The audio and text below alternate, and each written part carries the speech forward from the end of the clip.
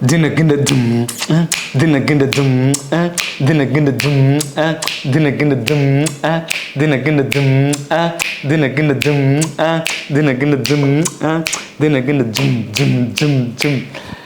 இப்படி தான் super star ரஜினிகாந்துடைய ரசிகர்கள் எல்லாம் இன்னைக்கு கொண்டாட்டத்தில் இருக்காங்க.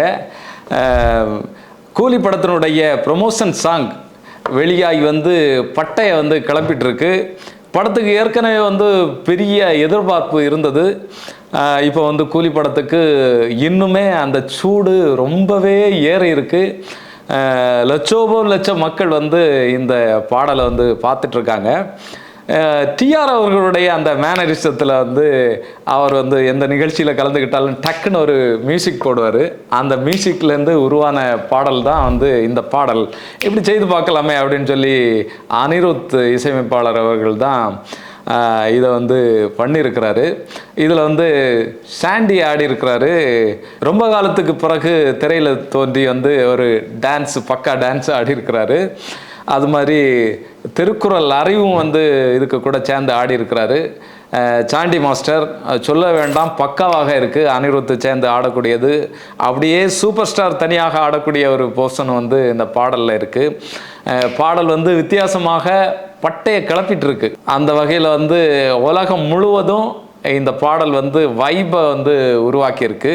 இந்த படம் வெளியாகிறதுக்கு இன்னுமே குறைந்த நாட்கள் தான் இருக்குது. இந்த வகையில் இந்த படத்தினுடைய வியாபாரம் மெகா வியாபாரமாக நடந்துட்டுருக்கு. ஓவர்சீஸ் அளவில் பெரிய வியாபாரம் போயிருக்கு. அதே மாதிரி ஆந்திர பிரதேசத்துலேயும் பெரிய அளவில் இது வியாபாரம் ஆயிருக்கு அப்படின்னு சொல்லி பேசிகிட்டு இருக்காங்க. என்னென்னா, இப்போ கடந்த சில நாட்களாக குபேரா திரைப்படம் வெளியாகி ஒரு மெகா ஹிட் அடிச்சிருக்கு. குபேரா படத்துக்கும் இதுக்கு என்ன சம்மந்தம் அப்படின்னு பார்த்தீங்கன்னு சொன்னால், அப்கோர்ஸ் நாகார்ஜுனா நடிகர் இதுலேயும் நடிச்சிருக்கிறாரு. அதில் என்ன கெட்டப்பில் இருக்கிறாரோ கிட்டத்தட்ட அதே கெட்டப்பில் தான் இந்த திரைப்படத்தில் நடிச்சிருக்கிறாரு. அதே நேரத்தில் குபேரா திரைப்படம் மிகப்பெரிய அளவுக்கு வெற்றி இன்றைக்கும் அட்டகாசமாக அந்த திரைப்படம் ஓடிட்டுருக்கு. 100 கோடியை தாண்டி பிரம்மாண்ட வெற்றியை நோக்கி அந்த திரைப்படம் போயிட்டுருக்கு. அந்த திரைப்படத்தினுடைய வெற்றி விழாவை கொண்டாடினாங்க. அதெல்லாம் நம்ம பார்த்தோம். சமீப நாட்களில் பார்த்தீங்கன்னு சொன்னால், இந்த மெகா பட்ஜெட்டில் எடுக்கக்கூடிய திரைப்படங்கள் எல்லாமே பெரிய அளவு தோல்வியை தழுவுது. இந்த குட் பேட் அக்லியை தவிர மற்ற திரைப்படங்கள் எல்லாமே மிகப்பெரிய தள்ளாட்டத்தில் தான் போச்சு.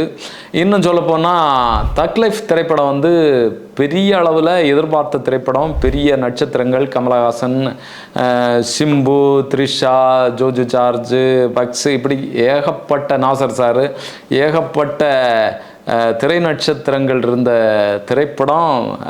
பெரிய இயக்குனர் மணிரத்னம் அவர்கள் உருவாக்கின திரைப்படம்.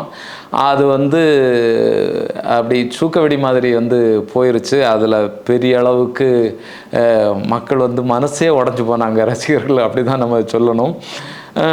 இந்த வகையில் இந்த மெகா திரைப்படங்களுக்கான ஒரு ஒரு அயற்சியை திரைப்படத்துறையில் ரசிகர்கள் மத்தியில் உருவாச்சு.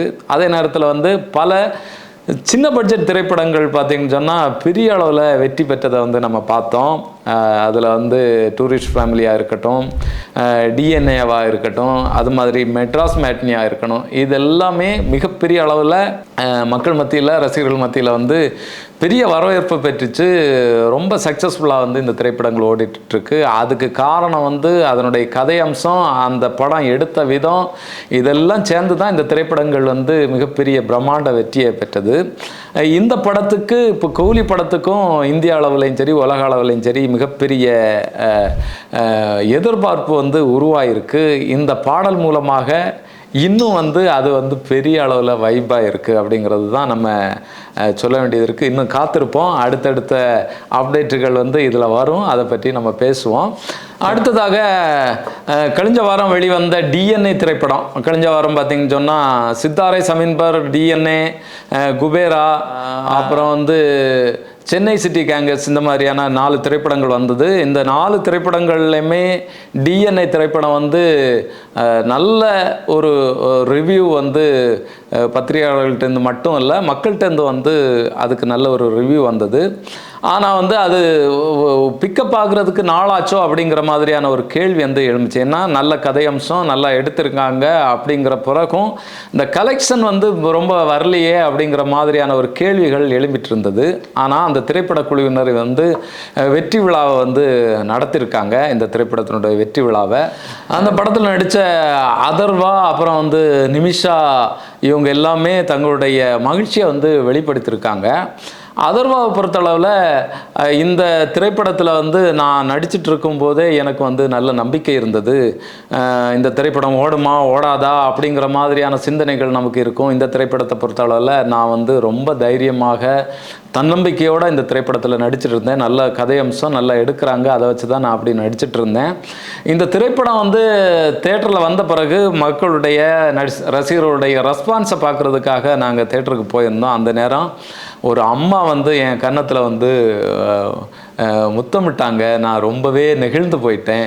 இந்த படத்தினுடைய இயக்குனரை பொறுத்தளவில் வந்து ஒரு நல்ல திரைப்படத்தை, ஒரு வெற்றி திரைப்படத்தை உங்களுக்கு நான் தருவேன் அப்படின்னு சொல்லி என்னிட சொன்னார். அதே மாதிரியே ஒரு மெகா வெற்றி படத்தை வந்து எனக்கு தந்திருக்காரு.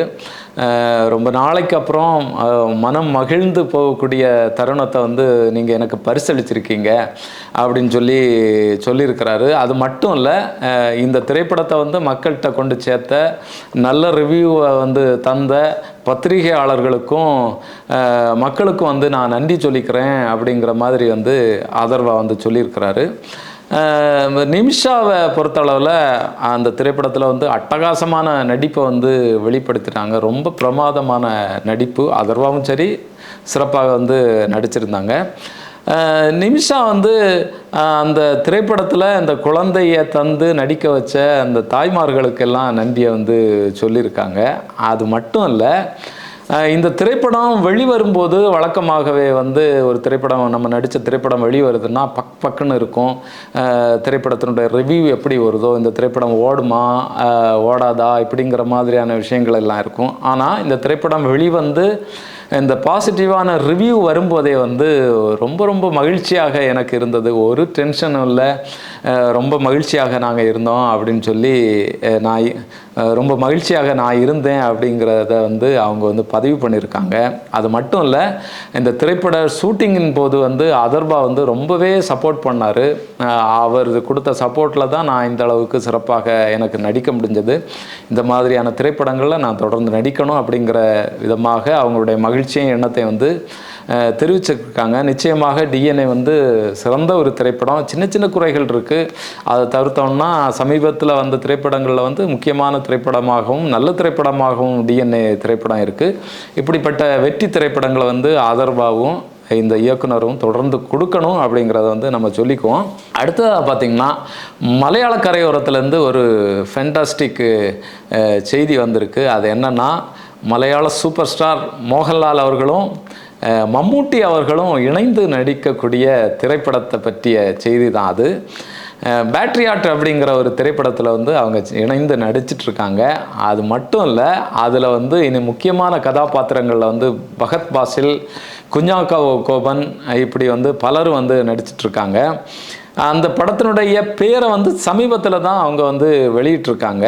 இந்த படத்தினுடைய ஷூட்டிங் வந்து இலங்கை, இந்தியா உட்பட பல்வேறு இடங்களில் வந்து நடந்துகிட்ருக்கு. இந்த திரைப்படம் வந்து முக்கியமான திரைப்படமாக இருக்கும். என்னென்னா, இந்த திரைப்படத்துக்கு முன்னால் பார்த்தீங்கன்னு சொன்னால் நடிகர் மம்மூட்டி அவர் எந்த மாதிரியான நடிகர் அப்படிங்கிறது தெரியும். அது மட்டும் இல்லை, ஒரு சிறந்த பண்பாளர். நிறைய விஷயங்களை வந்து நல்ல காரியங்களை வந்து ட்ரஸ்ட்டு இதுகளை வந்து நிறைய பண்ணிகிட்ருக்கிறாரு. அவருக்கு வந்து இடையில் வந்து உடல்நலக்குறைவு, அவருக்கு ஏதோ பிரச்சனை அப்படிங்கிற மாதிரியான விஷயங்கள் வந்து வெளிவந்துட்டுருக்கு. இந்த நேரத்தில் வந்து இப்படிப்பட்ட செய்தி வாரது, இந்த திரைப்படம் பற்றிய செய்தி வாரது வந்து உண்மையிலே வந்து மம்மூட்டிக்கு மட்டும் இல்லை, மம்மூட்டியை விரும்பக்கூடிய அனைத்து ரசிகர்களுக்கும் வந்து இது ஒரு பூஸ்டாக இருக்கும் அப்படிங்கிறது தான் நம்மளுடைய கருத்தாக இருக்குது. இந்த படம் வந்து எந்த விதமான கதையாக இருக்கும், என்ன விஷயத்தை சொல்ல போகிறாங்க, இந்த படம் எப்படிப்பட்ட மேக்கிங்கில் வந்து உருவாகுது அப்படிங்கிறது இன்னுமே நமக்கு தெரியலை. இந்த திரைப்படத்தினுடைய ஷூட்டிங் வந்து சிறப்பாக வந்து போயிட்டுருக்கு.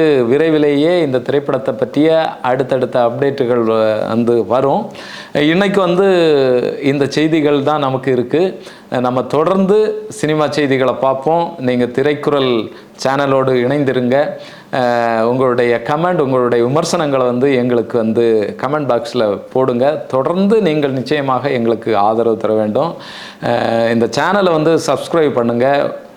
உங்களுடைய ஆதரவுக்கு தொடர்ந்து நாங்கள் நன்றியை தெரிவிச்சுக்கிறோம். நன்றி, மகிழ்ச்சி. இன்னொரு வீடியோவில் சந்திப்போம். நன்றி, வணக்கம்.